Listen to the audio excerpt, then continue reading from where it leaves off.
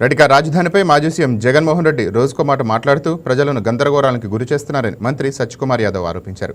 ఒకప్పుడు అమరావతికి మద్దతు తెలిపిన జగన్ అధికారంలోకి వచ్చాక 3 రాజధానుల పేరుతో 5 ఏళ్లలో ప్రాంతాన్ని అభివృద్ధి చేయకుండా ప్రజలను వంచారని అన్నారు. రాజధానిపై జగన్ మాటలు చూస్తుంటే జగన్కు ఏదైనా ఆరోగ్య సమస్య ఉందా అనే అనుమానం కలుగుతోందని వ్యాఖ్యానించారు.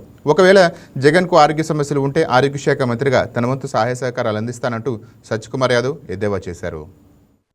రోజుకొక కొత్త వ్యాఖ్య, రోజుకో వివాదం. దీని కారణంగా ప్రజలు జగన్మోహన్ రెడ్డి గారిని ఊసరవిల్లి కన్నా తొందరగా రంగులు మారుస్తున్న చందంగా ఎన్నికలకు ముందు అమరావతి రాజధాని ఉంటుందని చెప్పి అసెంబ్లీ సాక్షిగా ఆనాటి ప్రభుత్వం ప్రవేశపెట్టిన తీర్మానానికి మద్దతు తెలిపి అమరావతిని అభివృద్ధి చేస్తానని ఎన్నికలకు ముందు చూశారా, అమరావతి ప్రాంతంలో నేనే మొట్టమొదటిసారిగా ఇల్లు నిర్మించుకున్నాను, ఇతర రాజకీయ పార్టీకి సంబంధించిన నాయకులు ఎవరు నిర్మించలేదు అని నమ్మబలికి అధికారంలోకి వచ్చిన తర్వాత అమరావతిని పూర్తిగా భ్రష్టు పట్టించే చర్యలకు పాల్పడి 3 రాజధానుల ఒక కొత్త తీరుని తీసుకొచ్చి ఒక 3 ప్రాంతాల మధ్య విద్వేషాలు పెంచే ఒక వికృత రాక్షస క్రీడకి శ్రీకారం చుట్టి అటు మధ్య ప్రాంతం అమరావతి ప్రాంతాన్ని శ్మశానం చేసి రెండో వైపు రాయలసీమలో తెస్తానన్న హైకోర్టుని ప్రతిపాదన కూడా హైకోర్టుకు కానీ లేకపోతే కేంద్ర ప్రభుత్వానికి కానీ సుప్రీంకోర్టుకు కానీ పంపకుండా 5 సంవత్సరాల పాటు నమ్మబలికి తర్వాత విశాఖ ప్రాంతాన్ని నేనేదో రాజధానిగా చేసేస్తాను, అదొక దాన్ని రాజధానిగా చేస్తానని ఒక అభివృద్ధి కార్యక్రమాన్ని శ్రీకారం చుట్టకుండా ఒక అభివృద్ధి ప్రాజెక్టు తీసుకురాకుండా స్టీల్ ప్లాంట్ మూత పడడానికి కుటిల యత్నాలు చేసి తద్వారా చేసిందల్లా 5 ఏళ్లలో మీరు చేసిందయ్యా ఏంటయ్యా విశాఖపట్నం ప్రాంతానికంటే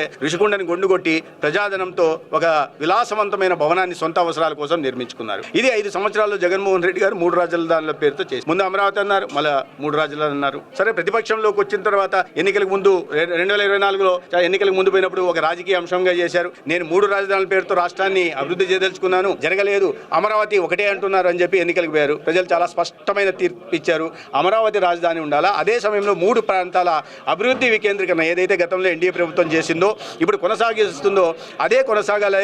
అందుకని దానికి స్పష్టమైన తీర్పు ఇచ్చి 11 స్థానాలకు పరిమితం చేసి తర్వాత ప్రతిపక్షంలోకి వచ్చిన తర్వాత అమరావతి రాజధాని చెప్పి మాటను మర్చిపోయి తర్వాత 3 రాజధానులని చెప్పి మాటను మర్చిపోయి కొత్తగా ఒక పిచ్చి ప్రేలాపన చేస్తూ మావిగన్ అనే మాట చెప్పారు. నోరు జారి మాట వచ్చిన తర్వాత దాన్ని సమర్థించుకుంటా, అది ఏదో నోరు జారి వచ్చిందని చెప్తే సరిపోయింది. దాన్ని సమర్థించుకునే క్రమంలో ప్రజల ముందు నవ్వుల పాలైపోయారు. ఇప్పుడు నవ్వుల పాలైపోయిన తర్వాత మళ్ళీ కొత్తగా ఇవాళ విజయవాడ రాజధాని అంటారు. అంటే మీరు 5-6 సంవత్సరాల్లో 6 రాజధానులను మార్చే ప్రక్రియ చేపట్టారు. కాబట్టి విశ్వసనీయత లేని వ్యక్తిగా ప్రజలు ఇవాళ చూస్తున్నారు, మానసిక సంతులనం లేని వ్యక్తిగా ప్రజలు చూస్తున్నారు.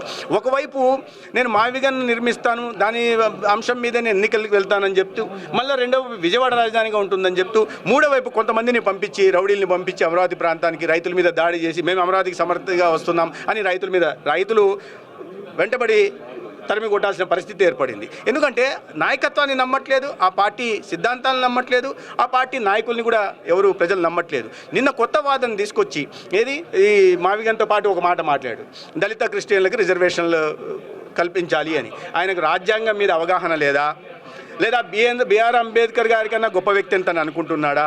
బిఆర్ అంబేద్కర్ గారు రాజ్యాంగంలో మత ప్రాతిపదికన రిజర్వేషన్లు సాధ్యమని కాదని చాలా స్పష్టంగా పేర్కొన్న తర్వాత